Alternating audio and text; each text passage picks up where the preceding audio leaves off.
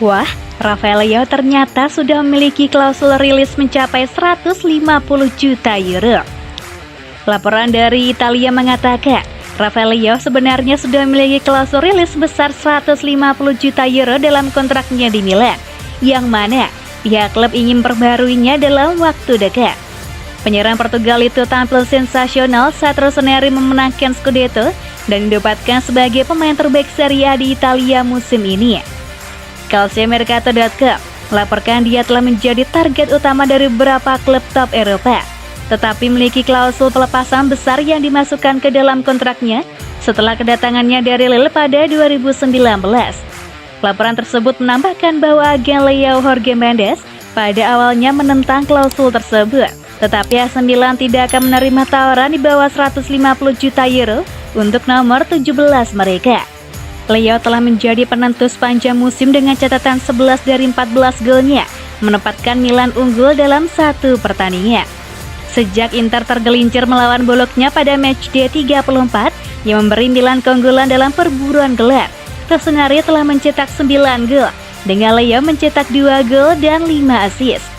Keberadaan klausul rilis Leao senilai 150 juta ini belum banyak diketahui orang, sampai pada kemarin media Calciomercato mengungkapkannya.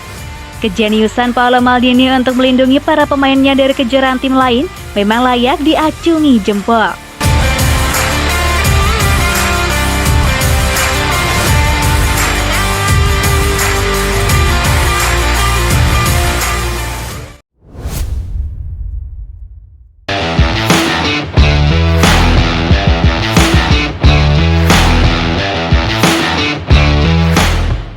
Fabio Capello, AC Milan bisa kompetitif di Liga Champions.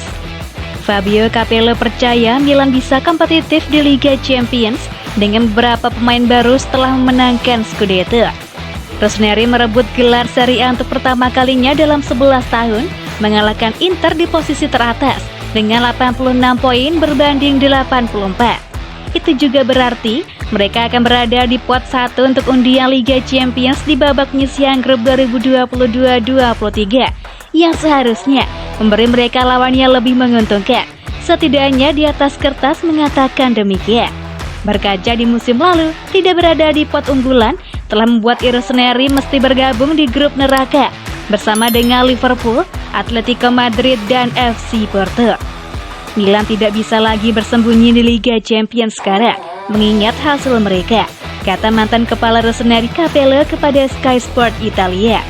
Pertahanan solid, lini depan telah kembali mencetak gol dalam beberapa minggu terakhir, dan banyak pemain mereka mencapai kedewasaan. Dengan 2 atau 3 tambahan yang bagus, Milan bisa kompetitif di Eropa. Mereka telah mengamankan Divock Origi sebagai free agent dan dia akan menjalani tes medis setelah final Liga Champions Liverpool melawan Real Madrid akhir pekan ini. Milan sendiri telah absen dari Liga Champions selama 7 musim berturut-turut dan musim ini tersingkir di fase grup. Meski demikian, AC Milan tetap menjadi klub Italia paling sukses di kompetisi ini. Adapun kemenangan terakhir adalah di bawah asuhan Carlo Ancelotti pada musim 2006-2007 silam.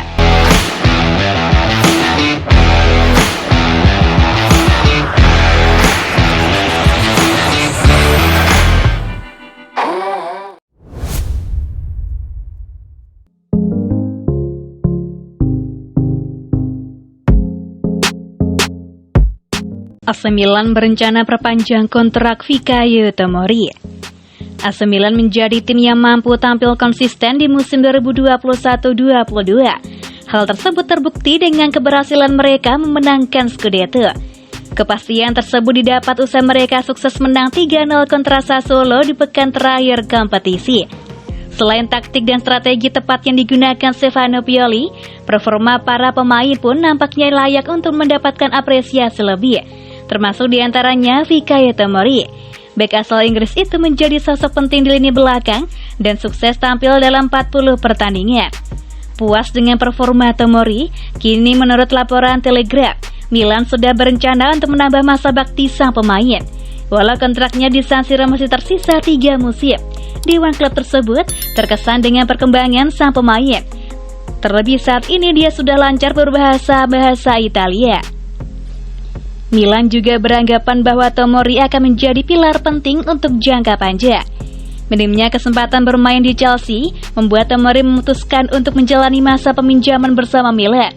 Konsistensinya membuat Rossoneri kemudian mengaktifkan opsi pembelian senilai 28 juta euro.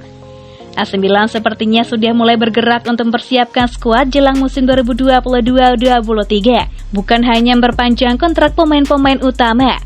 Klub yang bermarkas di San Siro itu juga dikaitkan dengan beberapa pemain, yakni Divock Origi dan Christopher Nkunku.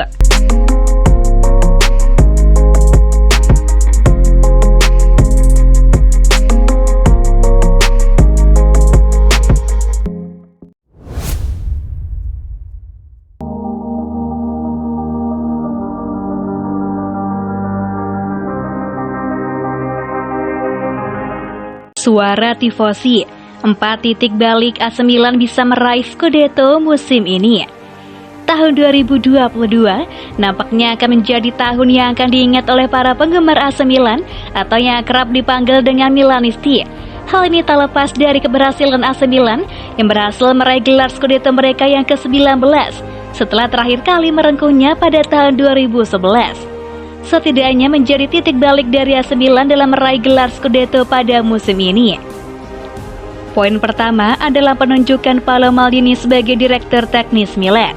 Menurut saya, pengangkatan Paolo Maldini menjadi salah satu keputusan terbaik yang pernah dilakukan oleh AC Milan.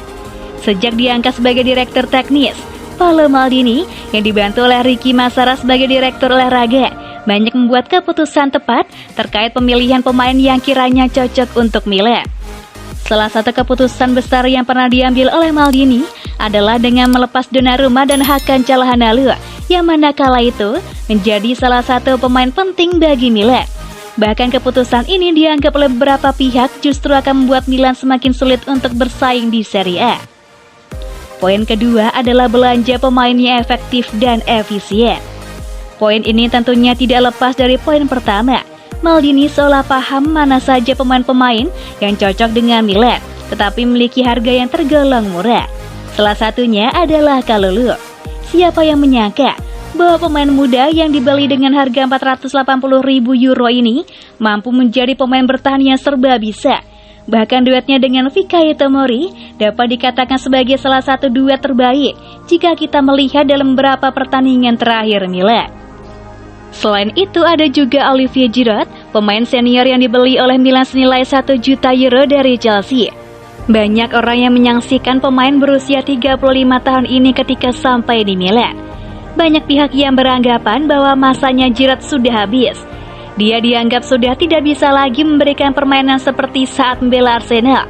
Apalagi Giroud saat itu diberikan kepercayaan untuk menggunakan jersey nomor 9. Jersey yang dianggap membawa kutukan bagi siapa yang memakainya setelah ditinggal oleh Filippo Inzaghi pada 2012.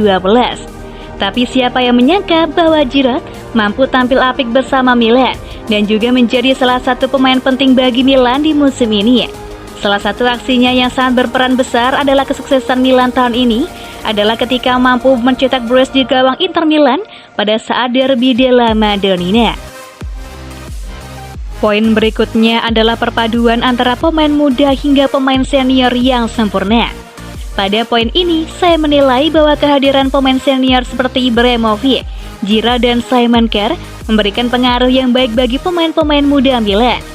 Dilansir dari berbagai sumber, bahwa hal yang paling terasa adalah bagaimana mental pemain muda Milan yang semakin baik ketika Ibrahimovic datang Milan. Dari sisi pemain muda, sosok Tonali sepertinya menjadi sosok yang menggambarkan semangat seorang Milanisti sejati.